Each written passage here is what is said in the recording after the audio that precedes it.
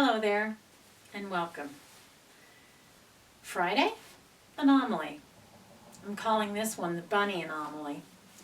And it's really a story about my failure to respond in a productive way to something that happened. It starts with my very dear friend Sue Coleman. I've interviewed her earlier as part of this project, and Sue is gifted. She's a musician, she's a photographer, she's a painter, and she's crafty. And when we were first becoming friends, she was still doing craft fairs. And she invited me over once, and I was looking at the things she was making. And she had made stuffed rabbits out of tube socks. She dyed them with tea so they had a nice buff color, and they had little button eyes and long floppy ears, and she made little outfits for them and sold them at these fairs. And I just fell in love with them. I thought they were so cute. And I didn't want the outfit, I just wanted one of the bunnies. So she gave me one. And I named my bunny Naked Bunny because I'm a McCollum and we're very creative. So I just love that toy, and the truth is I love toys. I'm that kind of arrested development that I've never gotten over loving toys. And I loved Naked Bunny, and I sometimes used him like a puppet in the classroom. I would have him discuss grammar with me. And I was obviously having lots of fun with him. And evidently, it ticked off some people. It ticked off some students. So one day, Naked Bunny went missing. And the next day, I got a ransom note for Naked Bunny. Somebody had kidnapped him. And, see, that's the thing. I didn't respond well to that. I tried. I tried to be a good sport at first. But I kind of think I know who did it. There were 4 people involved. 2 of them were joining in with the other 2. 2 of them were just doing it for fun because they thought it would be funny, a little practical joke kind of thing. But 2 of them were not doing it for fun. 2 of them were just being hateful. They masked it in this idea that it would be funny, but it was the kind of funny that's cruel. It's funny as, cutting into somebody else's joy. Because that's what they really resented about my toy, was that it allowed me to express my joy freely and openly, and they didn't like that. They resented that from someone of my advanced age. And there was much to do about it, and I kind of figured out who did it, and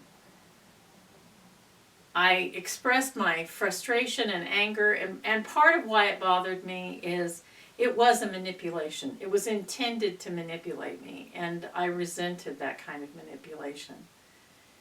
And whether they meant to or not, they definitely squelched my joy in teaching.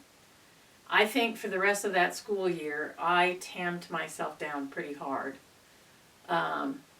because I felt that it was a betrayal for them, because they not only took the toy, by the time they were done with their jerky joke, they destroyed it. Because they cut its ear off, and it was just it was mean. And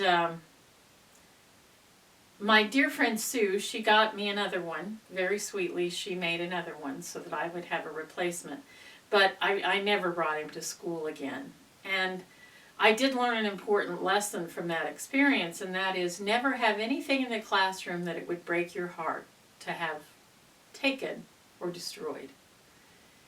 It's a great thing to share the things you love and to decorate your room with things that you like, but never take anything into your room that you're not ready to say goodbye to. Because while the vast majority of students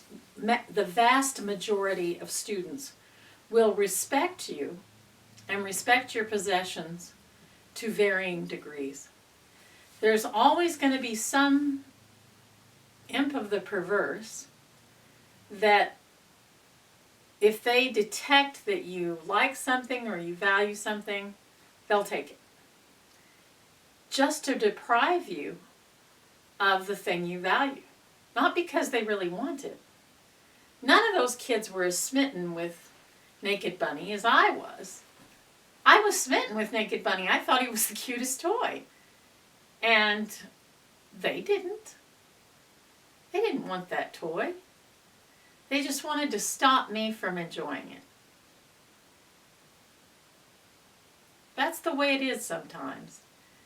You know, the Taliban forbade public music. Now think about that. They didn't want people making music in public. That's twisted. It means that when they saw the natural ebullience that comes from the human spirit and makes music, when they heard it around them, they resented it so much they not only didn't want to hear it, they didn't want anybody else to experience it either. There's something cruel in our impulses sometimes. And the impulse to suppress someone else's joy is one of the cruelest. Sorry, this story is a bit of a downer, I'm afraid. I do have to confess that I didn't want to tell this story so much because I don't think I handled it well. I think I allowed that whole situation to influence me too much, and I think I allowed it to become more important than it was. But I did learn a lesson from it. Never take anything to the room you can't say goodbye to the day you bring it. That's it for today. I hope you have a generous and pleasant day, you gorgeous people.